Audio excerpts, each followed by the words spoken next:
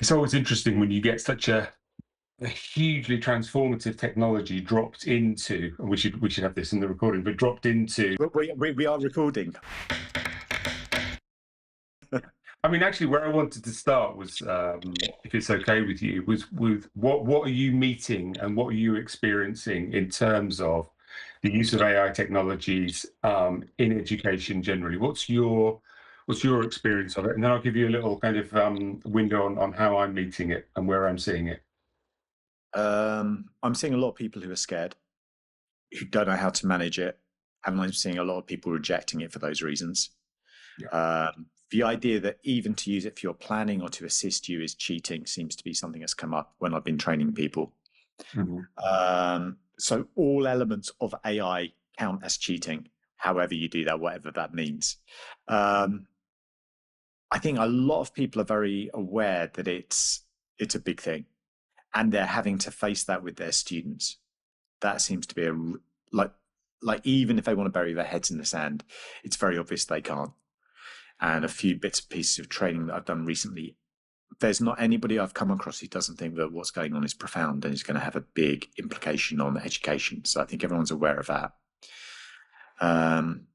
But then in terms of the tools, it's kind of a funny moment. I really feel that's a bit of a funny moment because there's the obvious, like just pop whatever it is into GPT and then let it churn. But in terms of really specific tools that are helping people, I'm not seeing that happen. And I think we're in this place where authentic work patterns using AI haven't been developed yet. They're there in some fields, but not in many. And so in terms of how this is going to be authentically used in the workplace, I think we're still working through that. Mhm. And until we nail down what that's going to look like to some extent, it's very difficult to train people for it. Mhm. And there's a huge gap in that space, both in terms of workplaces knowing how to use it, and then in higher education, a step away from that, how do we prepare students for something that's so unknown? And there's that horrible lurking sense that whatever we train people for right now, in 3 years' time, is it going to look the same, or is it going to look fundamentally different in another way? And so we can change everything, we change our curriculums, and then end up in the same space again in 2 years, 3 years' time, potentially.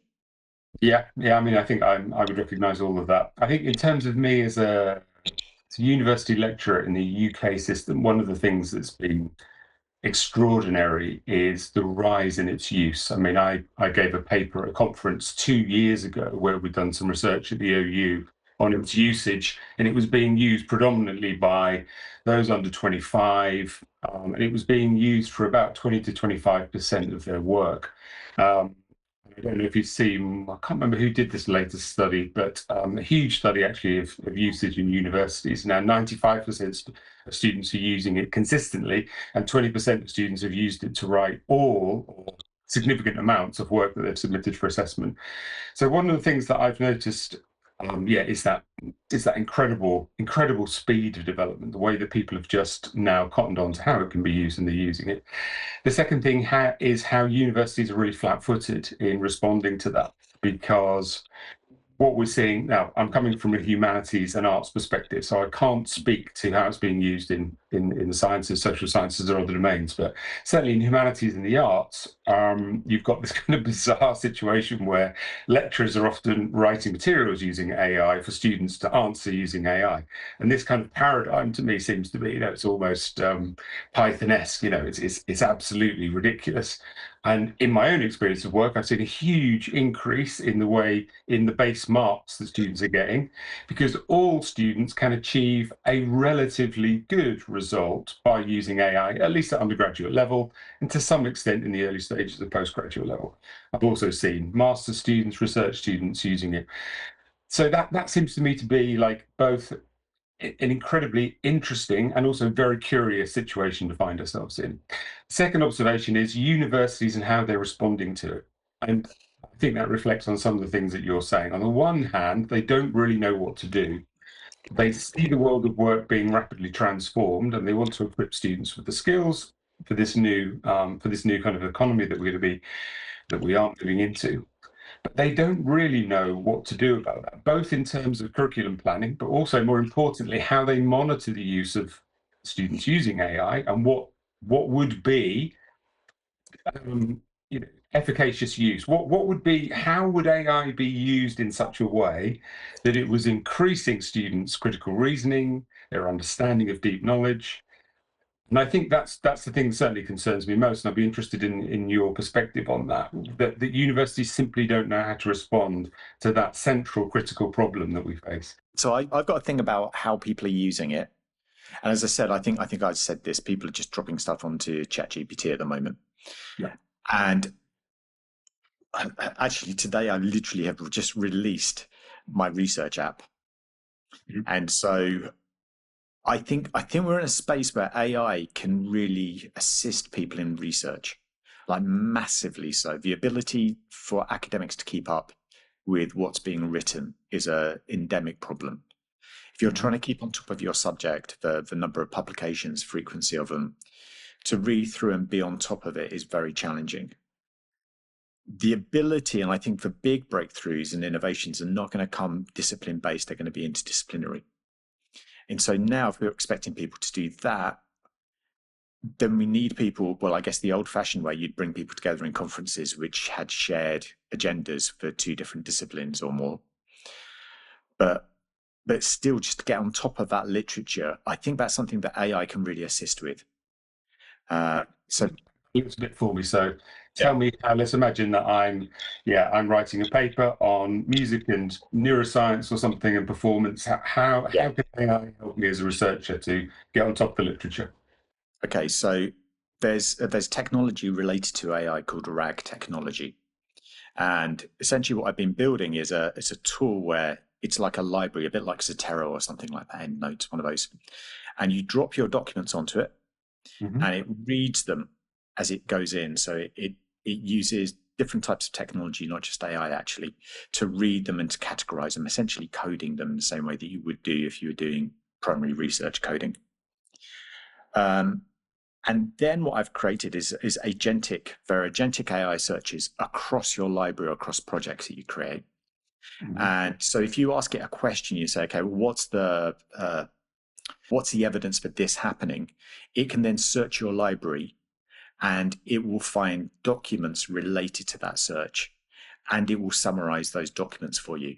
The most important thing, and this is where a number of these are going, is that they will directly cite off those documents. And what I've done is you actually click through, you click for citation, it opens up the PDF with the passage that's being cited highlighted. So we're moving to a space where, like in the last few years, we've had this thing where people have been publishing in academic journals, and then when people have looked at them, they're like, wait a second, that journal which is being cited doesn't exist. The author doesn't exist. The paper doesn't exist. None of this is true. I think we're moving to a space where that doesn't have to happen. And I don't want to talk too much about what I've been doing, but tools like that mean that we're moving past that space and we're into a place where we can do a huge search over large quantities of data and have an AI support us in understanding what that data is. Because if we don't understand something, we can go, can you explain that further? Mm. Or how does that challenge this? And I think as that starts to become embedded, and this idea as well, which is at first, like 2 or 3 years ago, people were thinking about the idea of AI essentially ruling people out of having to do work. So the AI was the total loop. You just trigger it with a single prompt. And I think increasingly now people are realizing that it's super powerful if the human is in that loop. Mm. And that starts to bring us to an entirely different academic practice.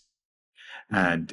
And I'm kind of keen on these kind of the theories related to things like situated learning, communities of practice. If a community of practice, if the actual approach that academics use changes, then what we teach people to do as an academic practice also has to change. Okay, so I understand that I understand that research paradigm and how those technologies could be, incredibly useful in cutting out a little bit of the process of research that is just kind of sifting through, locating what's relevant.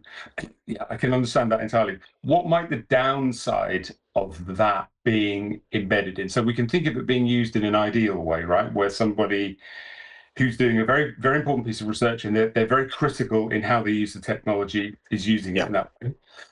But let's just sort of roll it out as a kind of a, it's become ubiquitous within the academic community. What might some of the downsides be of using that? Part of the challenge is going to be what we're already seeing, which is people just cut and paste. But I have to say, you spot that quite quickly. Possibly less so academic, kind of undergraduate academic work, but then I think we raised the bar. I think what we're not ready for is having to raise the bar, because I think what you could expect an undergraduate to do now with a tool like that, at kind of postgraduate level, perhaps a good master's student will start doing a literature review, which gets them to a point where they go, actually, we don't know this. Like a good lit reviewer at M level is somebody who can say, we don't know these things. Like, I've read the literature, we kind of know these things, but we're not sure about those things. This is why I'm placing my research here. And then that really takes you to doctoral level. I think we can start to get undergraduates doing that kind of level of thinking.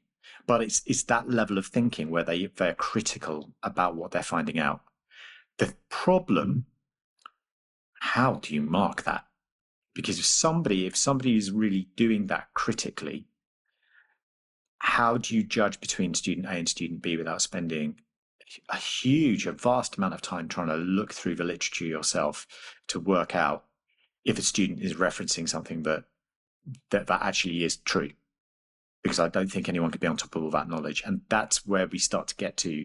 It undermines our. I think there is a real challenge here about how it undermines our process to assess.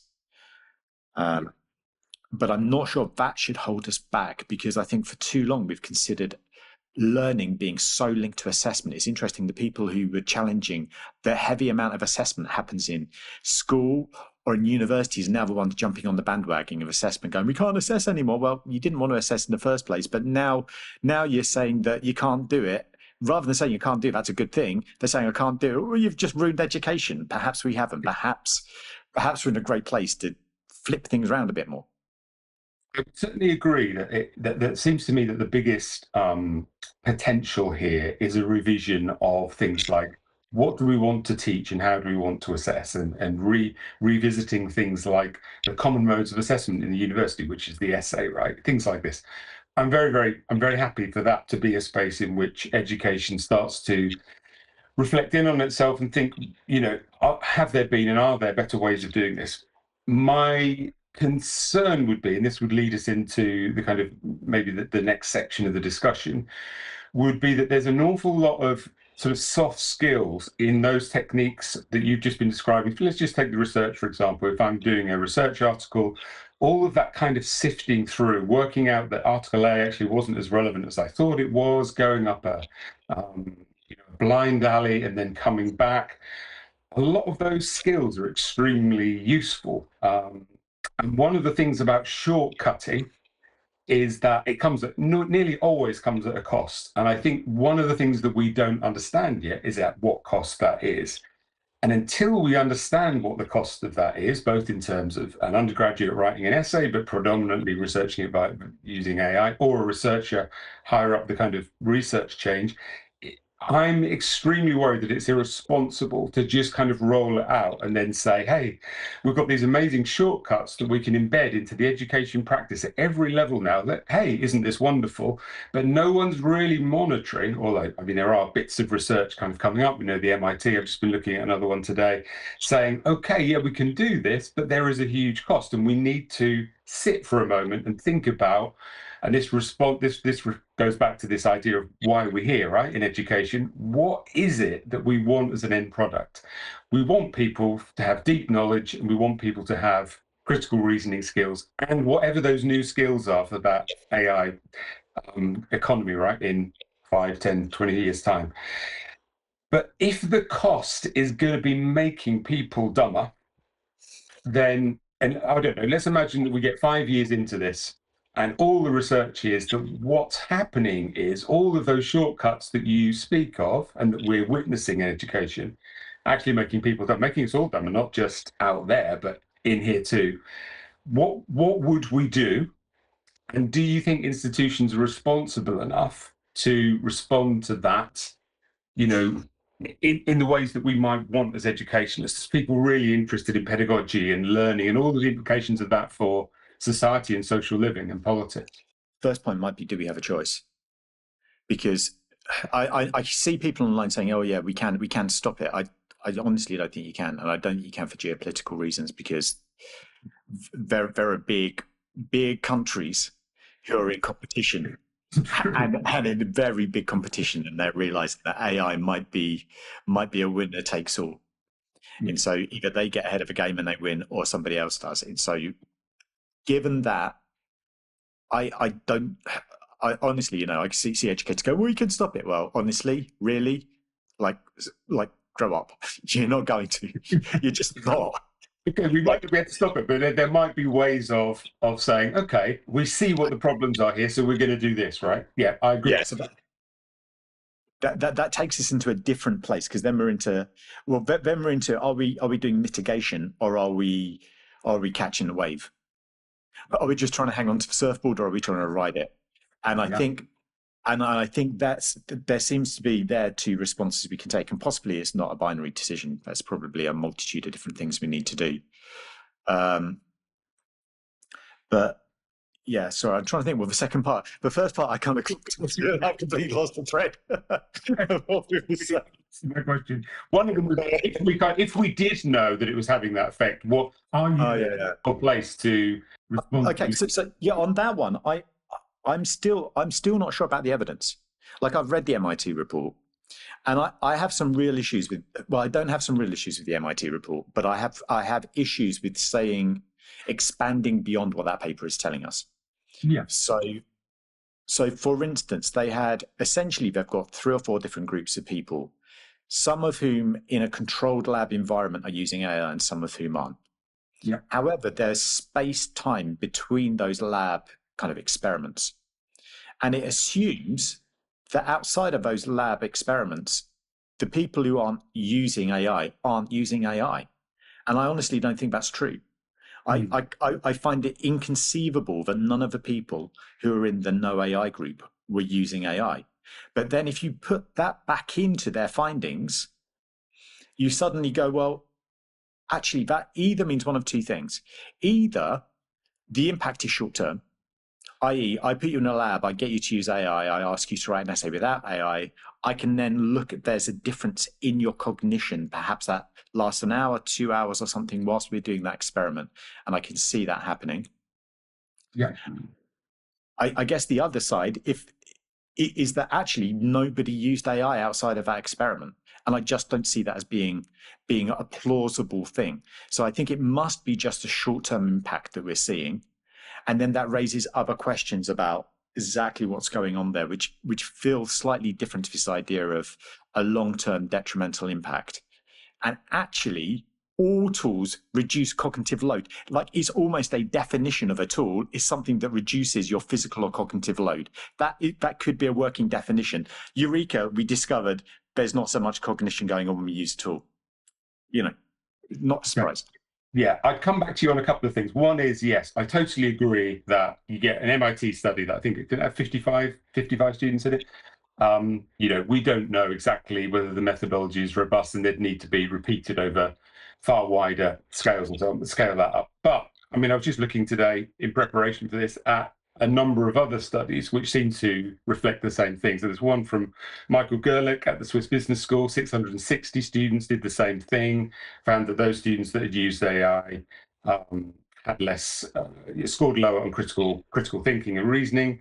There's the global OECD study, which showed that, and I think this is a longitudinal study that shows that the more tech students have been using, this is in classrooms or at university, the less able they were to be thinking, critical thinking. Their critical thinking skills were worse. Then there's the kind of evidence coming out of the review every year of how kids are doing on maths, English, and sciences. I can't remember what it's called now. It's like a metric used in education to kind of see where we are since the internationally PISA. Yeah, since the PISA scores. Yeah, since the advent of smartphones, 2012, they've been consistently coming down. So I think what I would do with the MIT study is say, okay, it's raising an alarm that needs more investigation. Yeah, you can't just say, ha ha, look at this. We can't use this stuff, nor am I pretending that we could stop it. But I think again, I'd go back to this thing about what happened with smartphones. We introduced smartphones to teenagers before we knew any of the impacts that it would have both on their their neurology, but also on their kind of their just social behavior. Huge rise in anxiety and depression as a result. And it seems to me that we're going to do exactly the same thing with AI. We're going to drop AI into education, boom, and then go, let's just see how this plays out, guys. And what worries me about the university system, especially as it's driven by these kind of market forces, is that it just won't look at what it doesn't want to see. So if you and I go in 5 years' time and say, look, we've now studied not 55 students, but 550,000 students, and it's pretty clear that what we're seeing is cognitive decline, my question would always be like, what do we do and what could we do in that circumstance? Because that seems to me to be a pretty bad place to be. We're in there. There are a few things there. So one is where's the technology being used? It's being used in the classroom, outside of a classroom. What's it being used for? So the smartphone holds up to some extent, but kids in school aren't using smartphones for their learning. It's an No. additional social thing. I think this is slightly more complex because it's coming into the classroom directly. So there are complications going on there above and beyond smartphone. But I think the general point definitely holds. So we have that to kind of contemplate, like the technology in those ways. Another thing that I would say, if you go to people like Hattie and Visible Learning, and even like the notion of scaffolding, these types of things, like Hattie talks about cognitive load and the idea of working memory being problematic, because if you stretch somebody beyond what they can manage with their working memory, then they can't remember what they're doing. So it never hits the long-term memory. So like the whole notion of scaffolding is you reduce that cognitive load, and then that enables the student to work at their particular level, and then that encourages better learning, long-term memory being formed.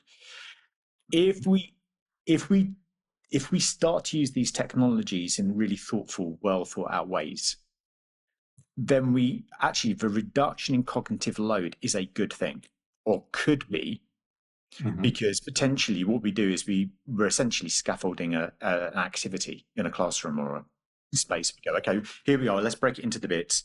We can cover these bits with an AI. I want you to focus on this thing and give me the evidence that you're doing this particular thing. Develop that skill, then loosen it all off. So I don't. Again, it's a pedagogical. For me, this is all a pedagogical question, but I'm seeing people. We're still at the level of should we accept it or not, and I'm not seeing many people thinking, writing, talking deeply about how to change pedagogy, how to use this productively, as opposed to, oh, it's a nightmare, we should just ban it. And I think there's a space there for us to use it, and align it with our education knowledge. Yeah, I mean, and I would accept that. I think my skepticism, where we might part ways, is my skepticism is not that that's not possible. I think if there was, let's imagine that there's a kind of a university and school-wide research body now that's really looking at how can we use this tool to mitigate against cognitive decline and brain rot, and at the same time increase exactly what you're saying, which is use it for maybe kind of, I don't know if we describe them as lower level skills, but use it for those skills that will permit more creativity, more critical reasoning in the classroom. If I saw that going on, I'd be more sympathetic to that as a way forward. I'd be going like, yeah, okay, everyone's on it, everyone knows what the challenges are.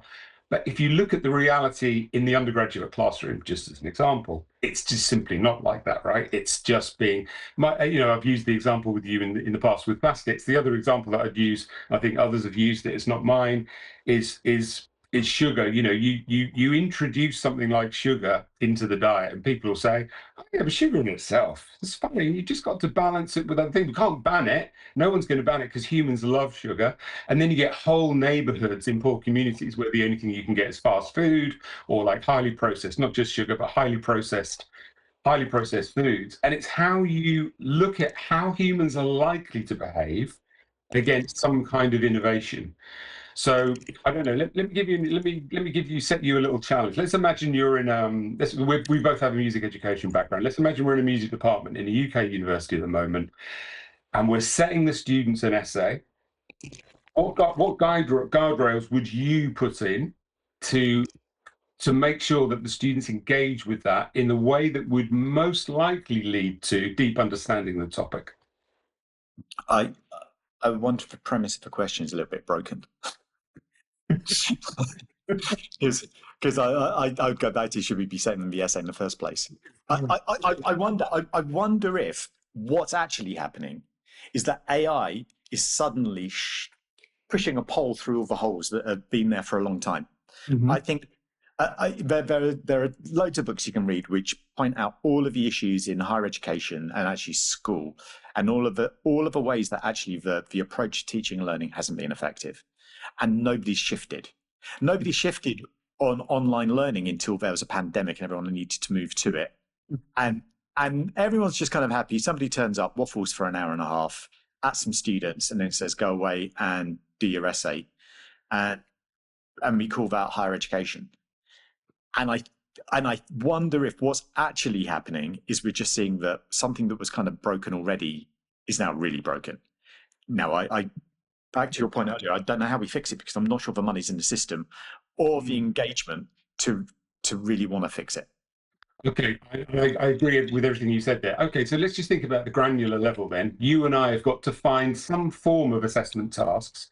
It doesn't have to be an essay, it can be whatever we want in the world of AI learning. What are we going to come up with? You know, we're both thoughtful educationalists. What are we going to do, given that our goal is deep understanding, deep knowledge, as much critical reasoning as we can get in there? What are we going to come up with together? It's huge. Thank you for that. Yeah, I mean, interestingly, I think music is one of those subjects because it brings together so many domains of learning. So when people talk about Bloom's, they always talk about one pyramid of Bloom's. That's cognitive. And when Bloom's was back in the 1950s, they came up with 3 domains of learning. And I find it fascinating. Music's one of those areas where actually all 3 are important. The effective, if you can't emote and think about the meaning of a piece of music, you probably can't perform it or write it particularly well. Likewise, psychomotor is the other one outside of cognitive. And music picks up on that, which is why, you go and do a music degree, you're going to find yourself probably at some point having to give some sort of recital or something like that, where the learning is expressed. So I'm not sure music is the best subject because it has those other elements to it. But I think there's a lot to learn from music for other subjects, which is why a lot of educational academics actually have a music background to begin with, because when we start talking about things like embodied learning, 4E learning or whatever, it makes sense to us because we know what it is to pick up an instrument and play it, and that is a form of learning. That learning isn't just in our brains, it's in our bodies, and it's in lots of, perhaps even in our instrument. Our instrument will affect the outcome. If we're playing a good instrument, that tool changes, almost like our cognition in a way. It's an extension of it. And I think what we need to do, so music might not be a good one, but if we think about subjects that are cognitively loaded, I think they're problematic for the reasons we've been talking about. But then outside of academia, how much of people's lives is simply cognitively loaded in that way? So are we developing the skills that people need? And I think here we get into a really interesting space about what's the future of work? What does work look like now? And actually, whilst academic education shouldn't be primarily vocational, we enter into that huge debate about vocational, academic, all of those things, because I think that in there lies a clue. The body, the situatedness of the body in the space of work around that subject area. Yeah. And then we start to get towards the assessment. I find a confluence with you there. I think you're right. I think one of the things in my ideal scenario, with my kind of like overseeing research body in education, which is both researching cognitive impacts of AI, it's also looking at the future world of work in as much as we can possibly predict it. It's also saying, okay, the kind of skills and attributes and maybe social qualities and all the rest of it that we might need going forward are these kind of things. Thus, they need to be embedded and incorporated in some way into the educational journey. Because that isn't happening, one of the things that's actually really crazy about the education system is a lot of the old courses are still there, even though the universities know that they're just leading to a cliff edge in terms of jobs. I mean, I've got so many students in these areas. You can go easily and look at the research data. Is this job under threat from AI? Heavily, moderately, or not very much? And like, yeah, it's going to go. It's maybe got 5 years left. It's got 10 years left, whatever. And you've got 18-year-olds, 21-year-olds, 30-year-olds doing some of these courses. And I'm thinking, what's the point of that? So that's one huge issue, I think, which is curriculum redesign that aligns with what we think that economy might look like. Now, you're absolutely right. We don't know what it's going to look like, but we could at least be trying to feed some of that through, right, in terms of curriculum. We could at least be trying to say, we've got a massive change coming. It's a bit like we go back to the Industrial Revolution. There would be no point in developing kind of, courses for scribes and courses for people for weavers when we knew that these technologies were going to come and just going to take your jobs away. So I think that's the other thing. There's a kind of almost a sort of willing blindness to not sort of like peer over and say, what's it going to look like in 5 years' time? Are we going to have accountancy jobs? Are we going to what's engineering going to look like? What's graphic design going to look like? What's music production going to look like? I mean, and so on and so forth, right? I, back to the assessment thing, because I think you're right about this world of work thing. I think the world of education is also a world of work. So we've got this weird kind of fractal thing going on as well. I think there's a slightly dystopian, but probably likely to happen outcome here around assessment generally. I don't think universities natural for mainstream education can manage what's about to come. So I've got a feeling you're going to see some big companies and small startups as well jumping in and offering online AI-led, personalized, highly personalized courses. Mm-hmm. And let's imagine you've got that. So you put on your AI, you put on your computer to do the course has to look at you, it monitors you. So let's think about cognitive skills. Let's imagine someone's doing history or something. Okay, so we're really thinking about those kind of skills rather than embodied. You put on your computer camera and the AI starts teaching you. All the time you respond to it and it's teaching, it's assessing you psychologically, it's assessing you cognitively, it's assessing your IQ, it's doing a whole range of ongoing assessments about you, essentially profiling you as a human being. Mm-hmm. I think that's the future of education. I think that's where we're going to go.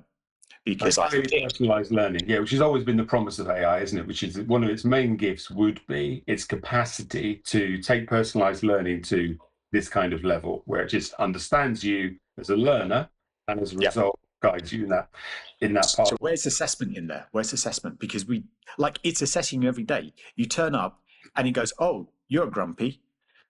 Okay, we know this person has a bit of an attitude issue. Oh, this happens. Oh, let's push this student deliberately in this way and see what happens. Oh, that happens when I do that. Okay, so I've got another bit of psychological profile. You can imagine the Big Brother scenario where all of that data about somebody when they were 5 playing a little animated Furby type game all the way through until they're 18 is a log of their intellectual development over a 10, 15-year period. Mm-hmm. That gets fed into a government who goes, okay, this person there's your new job. That's what your role is in society. You have these skills. You're brilliant at this. Actually, you need to be doing this thing in our society. And it's the ultimate technocratic. Yeah. And assessment is not there because we don't need assessment in the way, who needs a snapshot? If we think about assessment as a research tool, it's not a good research tool. If we essentially that's what it's doing. An assessment is a moment of research where we collect evidence on somebody and then we do an assessment and we match them against something vague most of the time, which you wouldn't typically code against. Like if that was your student, you wouldn't go, oh yeah, that assessment, it was a really good piece of research. You really got to the crux, that's really great triangulated data there. So it's rubbish. It's rubbish data we've been assessing people by. Mm-hmm. And I think where we're going is somewhere completely different, but it's super worrying in another way. I agree. Let's just pivot then to something that I think that links to, which is accuracy. accuracy.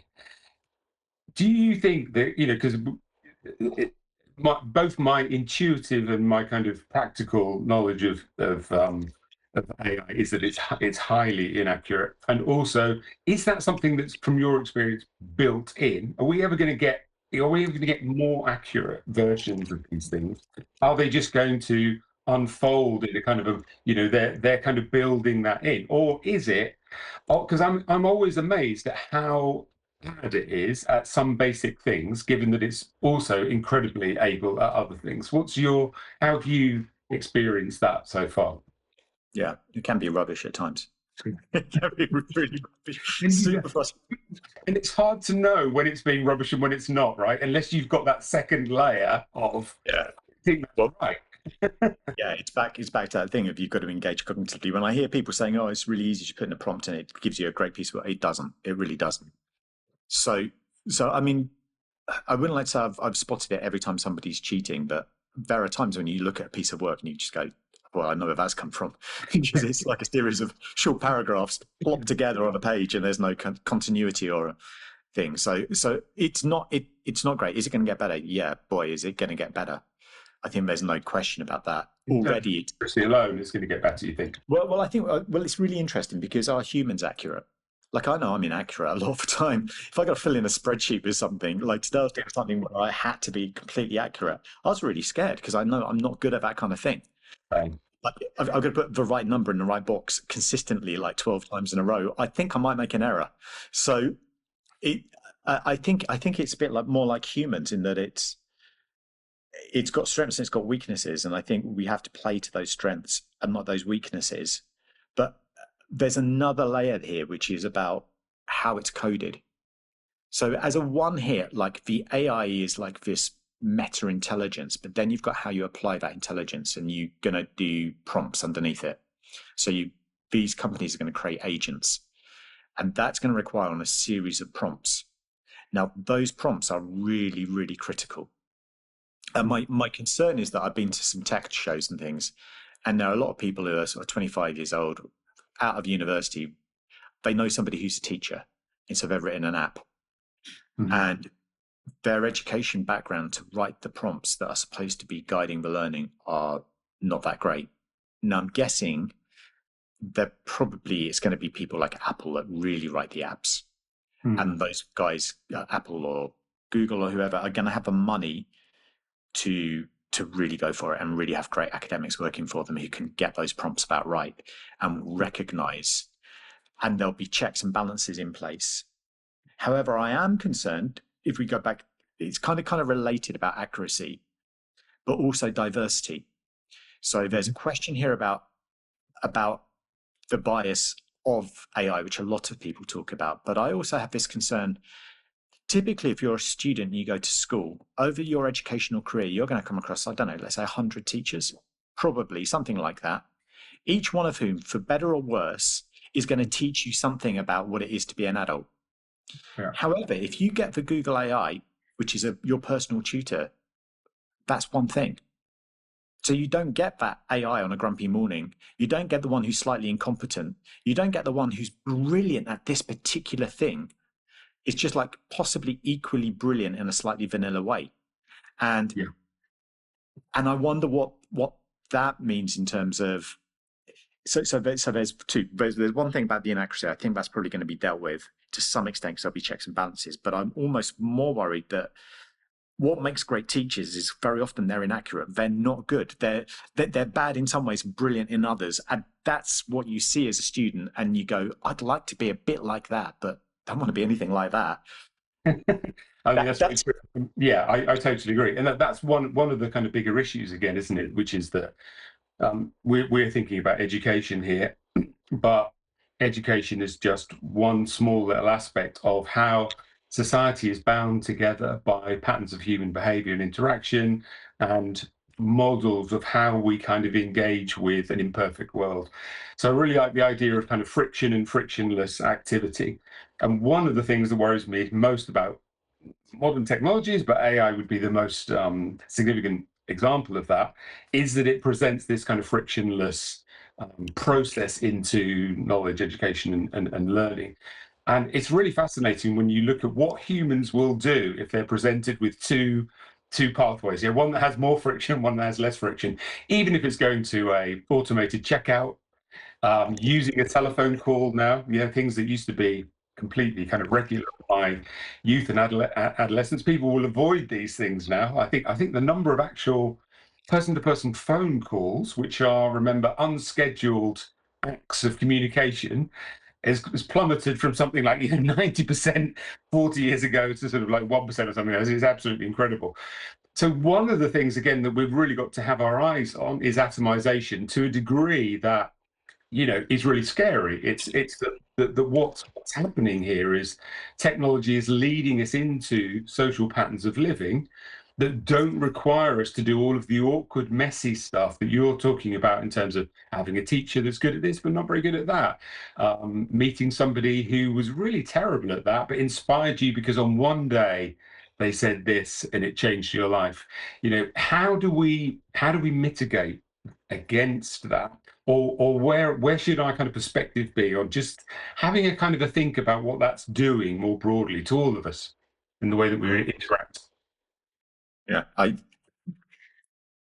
we're in a society which wants happiness, doesn't it? If you say, "What do you want?" I want to be happy. The definition of happy is not to have that friction, Mm-hmm. which I think probably ultimately leads to a meaningless life. At some point, how much ice cream can you have? It's like, and I think for me, that might be one of the challenges here is meaning. And actually, I think there's a root. So let's link this back. Your point is really good, and this atomization. Work is a place where we meet people and we socialize, we meet partners, we do all of those things, we meet friends, we make people, like we met, we're friends. How did we meet? We met through work. Yeah. So I think we have this possibility that work stops existing and schools stop existing. And I think, picking up on your point, that could lead to huge atomization. Particularly, we think AI can render in 3D amazingly, and it will do it brilliantly very soon. Yeah. So the possibility of me just sitting on my bed, sticking my headset on, and then never leaving the bedroom, I think is a huge thing. And the only things that you meet in that virtual space are things that say yes to you.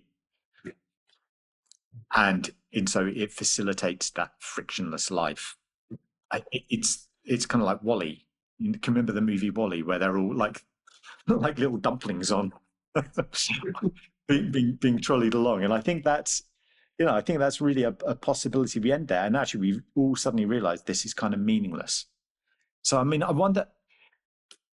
So flipping that back to you then. So how are we going to move from potentially being atomized and being in these individual spaces to a place where we're actually, are we going to recognize at some point, like 20, so the first 15 years leads us in that direction. The following 15 years takes us back from there, with everybody kind of being like, I don't want to put the VR headset in. How do I get back to this other thing? What do you think is going to happen? How do we manage it?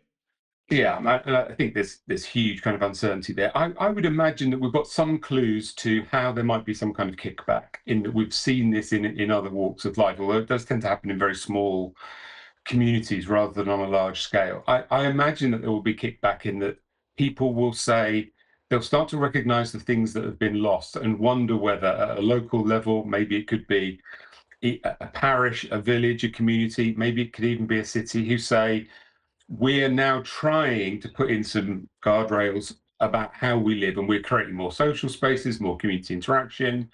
I don't know what that would look like, but I can imagine that even the world of work might be able to kind of change, where one of the things that's needed are roles which engage humanly, with other people. So we've got this loneliness epidemic, right? Most critically seen in places like Korea and Japan, where so many people over 60 just live on their own and they have no human interaction with anybody. Their families have moved away, blah blah blah. And if we look at it compared to even 50 years ago, again, it's been a huge change. So I do wonder whether, just like in education, it's a flare moment of saying, why are we doing this? What are we doing? What is assessment? Where is the meaning? Maybe it will make us do that in terms of social living. It will make us think it's okay putting the headset on and being in bed all day, but actually it's a kind of it's a kind of pre-digested superficial happiness that doesn't really kind of get down into all of those imperfections of being a human that I can only test out by having those relationships. So I don't know. I wonder whether there will be some societies who say this is the way that we manage this AI universe and we do it like this. But I think that will take a long while and we might need some kind of collapse before people reevaluate, right? What does it mean to be human? What's the importance of the friction? Let's get some friction Yeah. back. I mean, I think it's there, isn't it? It's fundamental. Should life be easy or should it be an adventure? I mean, I guess people don't want it to be a really bad adventure. So somebody living through the Holocaust again, not a good adventure. But Yeah.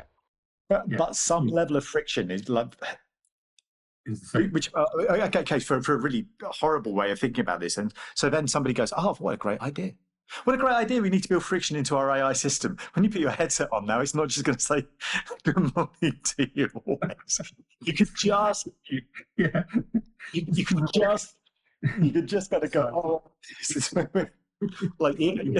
We're going to build friction in. We now have, we're beyond the frictionless system. We've now put friction into our AI.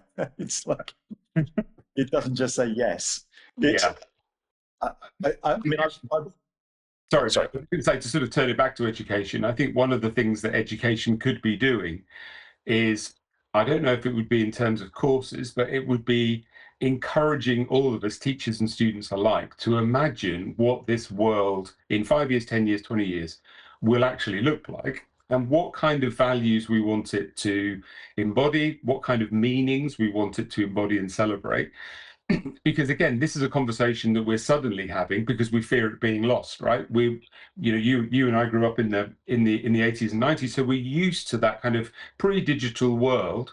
It gives us an opportunity to say what parts of that friction do we want to maintain that are actually vital to us being a happy species that's not just going to kind of go like lemmings into some kind of abyss. And I would really like the universities to start embodying that. It could be in non-assessed courses, it could be in seminars, I don't know. You could invite people in. Let's have a think about what this world that we're creating looks like. I think we're heading into that utopian vision to some extent. I might raise the idea about consumption versus production. But again, it's a debate that's there in music education stuff. Are people consuming music? Are they producing music? Where do you sit on that spectrum? And I wonder if education is a little bit along the same thing. If you think about something along the lines of problem-based or project-based learning and building curriculum around that, the technology now is such that if you want to code something, perhaps now it's a little bit tricky, but give that another 5 years, it's not going to be. You want to create something online, you plan it, you make it. I'm quite fascinated. I haven't done it yet, but I'm pretty certain if I was to go and buy myself a 3D printer, I can probably get the AI making tools, making things for me, making whatever that thing is. Yeah. We're in this space now where actually we can say to students, you could be a one-person maker, whatever that thing is, and have a huge impact, which then starts to become a pedagogy for criticality. So kind of critical pedagogy. Okay, what are the issues in society that you might like to fix? Who do you need to work with? Who would be on your team? Who in your school? Who in your class? Who in your community could be somebody to engage with? So again, it's almost like I had this thing that we need to concertina of the skills. I don't think we've been pushing students half as far as we can do, and we can imagine a very different education. If we go, okay, well, like here are all the tools that you need to do this, and they're really super easily available to you now. Okay, so perhaps you identify that there's some older people who've got a challenge over here because they're isolated. Okay, well, that becomes a project that we do in school. So we're really embedding the learning in something that's practical and needed.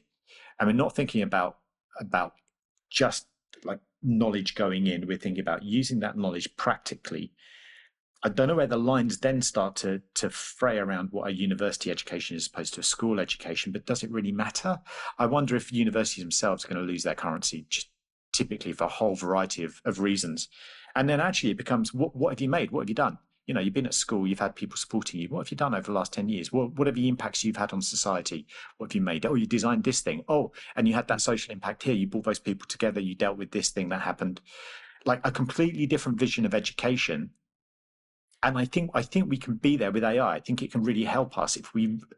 It's a pedagogy, but it's also a whole. The why question of education needs to shift, perhaps.